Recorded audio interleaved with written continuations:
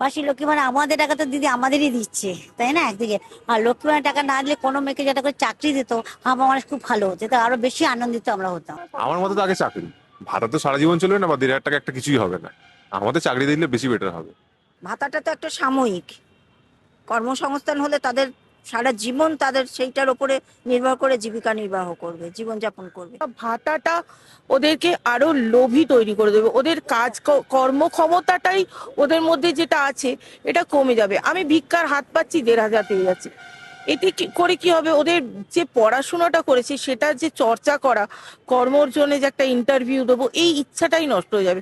তার থেকে বরঞ্চ এই ভাতার থেকে কর্মসংস্থান দেওয়াটা আমি মনে করি বেশি উপকারী। আমার একটা চাকরি দিলে ভালো হতো, 1,500 টাকা ওদের বছর একটা লাইফ, তো 18 থেকে 40 হাজার জীবন লাইফ, ওদের একটা জৈবন ছেলে, ওদের দরকার একটা চাকরি। চাকরি দিলে মানে আমি বেশি খুশি হতাম 1,500 টাকা মাইনেটা না দিয়ে। পাশাপাশি লক্ষ্মীর ভান্ডারের আর পাশাপাশি টাকাটাও বেড়েছে। লক্ষ্মী মানে আমাদের টাকা তো দিদি আমাদেরই দিচ্ছে, তাই না একদিকে। আর লক্ষ্মী ভাণ্ডার টাকা না দিলে কোনো মেয়েকে যেটা করে চাকরি দিত, আমার মানুষ খুব ভালো হতো, তো আরো বেশি আনন্দিত আমরা হতাম। তো কর্মসংস্থান না ভাতা, আমার মনে হয়, আপনার মনে হয় কি? আমার কর্মসংস্থানে ছেলে ভাতা দিয়ে লাভ নেই। একটা ছেলে শিক্ষিত ছেলে বসে থাকবে, আর 1,500 টাকাতে তার লাইফ চলবে না। তার সব পরিবার যদি মা থাকে বা বাবা নেই, তাদের কি অবস্থা হবে বলুন। তাদের একটা চাকরি দিলে আমি বেশি খুশি হতাম। এটা ক্ষেত্রে খুবই ভালো, কারণ ছেলে মেয়েরা একটা পড়ার সুযোগ, বই টই কিনতে পারবে এই টাকাটা তাদের কাছে গেলে। কিন্তু আবার এটাও কিছু আছে যে ভালো দিকটাও যেমন আছে, খারাপও আছে। অনেক ছেলে মেয়ে এখন অনেকটা ফাস্ট লাইফ লিড করছে, এই টাকাটা হাতে পেয়ে তাদের তো লাইফটা বরবাদও হয়ে যাচ্ছে, নেশা করছে, নানা রকম মানে উচ্ছৃঙ্খল জীবনযাপন করছে এটা এই টাকাটা হাতে পেলে। কিন্তু আবার ভালো দিকও আছে, যারা ভালো দিকে এটা নিয়ে যেতে চাইছে, গরিব মানুষ যারা স্টুডেন্ট, যারা অনেক কষ্ট করে লোকে থেকে বই চেয়ে পড়ছে, তাদের ক্ষেত্রে এই টাকাটা অনেক উপকার দেবে। পাশাপাশি লক্ষ্মীর ভান্ডারের টাকাটাও বাড়ানো হয়েছে।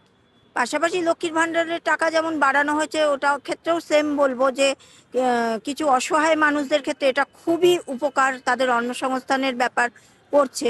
কিন্তু আবার এইটা এক্ষেত্রে আমি লক্ষ্য করেছি, যেমন আমার পাড়াতেই আছে অনেক বড় লোক, তারাও কিন্তু লক্ষ্মী ভাণ্ডারের নাম লিখিয়ে তারাও টাকা তুলছে। তাহলে আর একটা পাশে যখন আর একটা বস্তিবাসী সে যখন পাচ্ছে না, আর সে যখন বড়লোক মানুষটা পাচ্ছে, সেটা খুবই দৃষ্টিকটু ব্যাপার হয়। তো এইদিকে একটু যদি লক্ষ্য দেয় তাহলে ভালো হয় মনে হয়।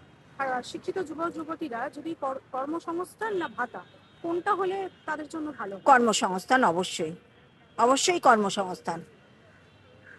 ভাতাটা তো একটা সাময়িক, কর্মসংস্থান হলে তাদের সারা জীবন তাদের সেইটার ওপরে নির্ভর করে জীবিকা নির্বাহ করবে, জীবনযাপন করবে।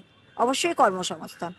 হ্যাঁ, টাকাটা যে বাড়ানো হয়েছে 1,000 থেকে 1,500, এটা হয়তো খুব যারা গরিব বা বিপিএল লেভেলে আছে তাদের হয়তো এটা ভালো হবে, কিন্তু দেখা গেছে যে অপাত্রে দান হচ্ছে। অনেক ক্ষেত্রে দেখা গেছে যাদের দরকার নেই তারাও এই মানে কি বলবো, রাজনীতির সাহায্য নিয়ে তারা এই টাকাটা ইউটিলাইজ করছে, এবং যারা পাওয়ার দরকার তারা হয়তো সেটা থেকে বঞ্চিত হচ্ছে। সেই কারণে এই দিকটা দেখা উচিত যে কিভাবে আমরা টাকাটাকে ঠিক জায়গায় দিচ্ছি। প্রত্যেককে আমরা টাকাটা দিয়ে দিলে দেওয়াটা ঠিক নয়।